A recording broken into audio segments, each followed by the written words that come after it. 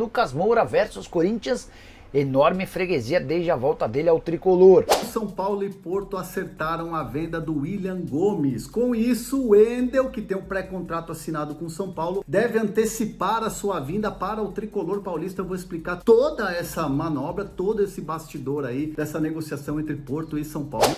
Fala aí pessoal, sou Jorge Nicola, bem-vindos a mais um vídeo do canal, sempre bom ter vocês por aqui, sem perder tempo, só pedir para deixar like, se inscrever no canal e ativar as notificações. Bora começar o vídeo com aquele tradicional giro de notícias. Hora de falar sobre Lucas Moura, que fez o Corinthians de freguês mais uma vez. Desde que retornou ao Brasil, Lucas Moura não perdeu para o Timão. Foram 6 jogos com 5 vitórias e um empate. O jogo em que ele mais brilhou foi o desse domingo, vitória por 3-1 no Morumbi, diante de 55 mil pessoas. O Lucas Moura abriu o placar de cabeça, 1,72 m, subiu lá em cima mais que todo mundo para fazer 1-0. O São Paulo faz o 2-0 com um gol do Oscar, leva o 2-1 e na sequência, ainda que o Corinthians pudesse esboçar uma reação, o Lucas tabelou com o Caleri, infiltrou na área, passou por 4 adversários e marcou um golaço para segurar a vitória por 3-1 com 2 gols dele. Desde que retornou, além dessas 5 vitórias e um empate, o Lucas Moura marcou 5 gols em clássicos contra o Corinthians dos 14 que o tricolor fez. Esse resultado coloca o São Paulo com 7 pontos no Campeonato Paulista, por ter um jogo a menos do que os demais contra a Inter de Limeira. Se houver vitória nesse jogo, o São Paulo, na teoria, assume a liderança geral do Campeonato Paulista. Importante contar também da gozação dos São Paulinos em relação ao Corinthians, que perdeu no sábado na final da Copa São Paulo e no domingo também no Campeonato Paulista. A brincadeira é que o Corinthians apanhou no sábado e apanhou no domingo na base e no profissional. Bom, Porto e São Paulo acertaram a venda do William Gomes. Isso foi agora pela manhã. Teve o aceite do Porto, o aceite do São Paulo, o acordo entre eles. Não consegui ainda confirmar a questão dos valores, né, da venda. O São Paulo não iria vender baixo o valor de um garoto, né, de um garoto que acabou de renovar o contrato, inclusive quando subiu para o profissional. O William Gomes tem 18 anos. O ano passado ele fez boas partidas pelo São Paulo, inclusive sendo eleito craque do jogo em uma partida do Brasileirão, né? Inclusive a gente entregando o troféu para ele de craque da partida. E o William Gomes acabou perdendo um pouco de espaço, é bem verdade, né? Não estava figurando entre os titulares, né? Teve poucas oportunidades na pré-temporada, por exemplo. E aí o Porto já estava de olho no jogador, né? O William Gomes chamou a atenção do Porto e o Porto abriu negociações e viu que poderia contratar o jogador. O Porto, que agora está com um treinador novo, enfim, uma gestão ali que está tentando colocar a casa em ordem, traz esse jogador, fecha esse jogador e isso abre brecha para o São Paulo ter o Wendel de maneira definitiva. Então assim, o Wendel deve já vir para o Brasil e ficar à disposição do Zubeldia para poder jogar. O Wendel, que assinou um pré-contrato, ainda tinha contrato com o Porto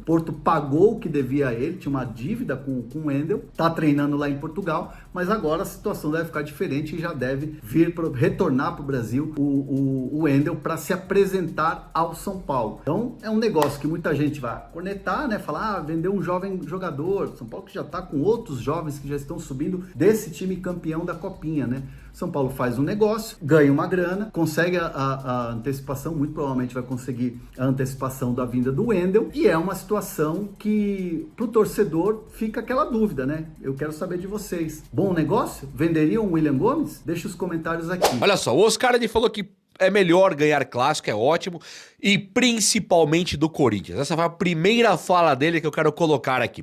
E principalmente do Corinthians, pode passar meio em branco para muita gente e tal. Para mim não passa, porque nós tivemos recentemente jogadores que não sabiam o que era o clássico contra o Corinthians. Tivemos técnicos que também não sabiam o que era esse clássico, essa importância.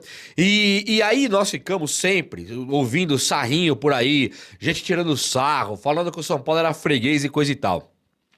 O que vem da arquibancada, o que vem do torcedor, do sentimento do torcedor são paulino que assiste de qualquer que seja o lugar, é que tem que ganhar desses caras. Aí depois de nós ganharmos a Copinha, depois da equipe de base ter sido exemplar e maravilhosa e ganhar de virada, mesmo desfalcado de seus talvez dois dos seus principais jogadores, o Hugo e o Rian Francisco, 2 dos principais, o São Paulo ele pega o Corinthians principal, o time do Memphis Depay, olha só. É o Corinthians de Memphis Depay. Então é assim, é um time que você fala, peraí, vamos dar uma olhadinha, tem coisa séria acontecendo do outro lado. Os caras com uma invencibilidade e tal. A verdade mesmo é que essa invencibilidade ela foi interessante pra eles no Brasileirão, brigando pra não cair.